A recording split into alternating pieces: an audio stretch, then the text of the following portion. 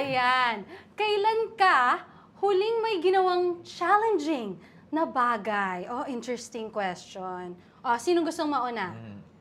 Ako. Okay, go. So, every day is a challenge. So, sa trabaho, sa personal life. Pero ang pinakahuling talaga, hindi sumulpot yung tao ko sa expo. Ako ang sumulpot sa setup ingress. Yes. Oo. And hindi ko alam yung preparation setup contact person. Ginawa ko ng paraan. Pero stressful grabe, talaga siya. palakpakan naman natin, guys. Stressful diba? siya, Nakikita possible. natin yung mga businesses nila, their talents, aside from pagiging actors nila, Yes, diba? Okay, go ahead.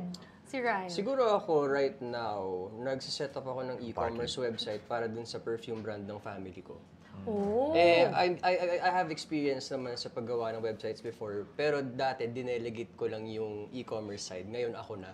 So parang, paano ba to? Ang daming requirements, yung mga DTI, keme-keme, daming legalities. Ikaw talaga yung Yeah, naglalakad. so kausap ko lang si Attorney Lorna Capuna. De joke. I love that. Pag ko alam, May pasok, oo. Hindi, pero yun, for me, yun yung siguro reason. Baka pwede mong i-plug yung perfume brand mo. Yes.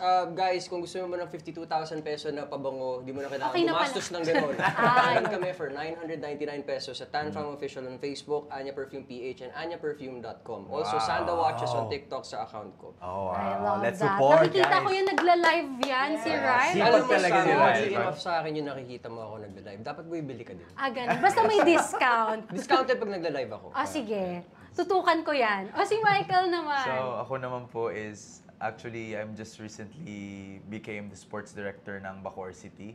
So, I handle the buong events sa sports sa Bacoor.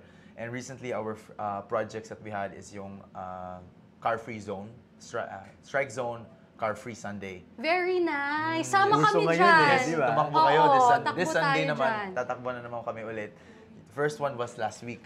It was so hard kasi sobrang gulo kasi may na-aksidente. Talaga, before nag-set up kami kasi wala ako doon. So maraming mga challenges talaga kasi without my presence, walang nag-check, walang so Yes, oo. nagka-problema talaga. Pero at the end of the day, yung posting na namin 2 days lang and 3,000 ang pumunta doon sa event. That's very big. Sobrang dami pumunta ng mga taga-Bacoor ang pumunta. Malaki na yung running community in Bacoor. Pag Very mahilig nice. sa mag-run. Oo, tara, sabay-sabay tayo. And it Oo. turned out, sobrang daming magandang feedback. 30,000 ang nag-feedback sa Facebook page. I love that. Congratulations to you guys. We love diba? challenges. Ayan, kaya bili tayo ng products nila. I-support natin ang ating MQAA boys. Tsaka the fact na you guys get to balance your schedules, that's already a big win for you guys. Paano yung balance? Ganun. Okay, meron pa ba tayong question? Ito, the best! Paano ka magmahal? Very well. Ay. Sagot Magaling. agad. Oo. In what way? In all the ways. Oh, I love that. Siyempre dapat lahat ng love language na kaya mo ibigay, gawin mo. You'll excel in some more than others, pero if you could try to give a little in everything, 'di ba? Bakit hindi, 'di ba? Kailangan ang pinaka-importante sa relasyon ay communication. Kaya dapat naka-smart po tayo. Oy, May wifi tayo. tayo, naka-signal. correct. Yeah. Napasok niya yun, di ba? Hello, MVP. Shout out sa iyo, MVP. Okay, punta naman tayo kay Mark. Ako naman, very straightforward ako sa act of service and verbal. So, I like to explain my emotions. Na kahit paulit-ulit, hindi ko titigilan na mahal ko yung tao ko. Balik mahal yung tao na- communication ka Communication. din. Ay, mahal ko rin sila. Oh, ang sweet, di ba? Yes, yes. Okay, go Michael. Ako naman is, actually through prayers talaga ako.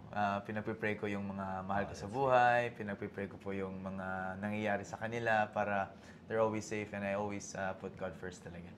So, yun, I always pray. Pag-pray namin na sana wala kang makitang unggoy.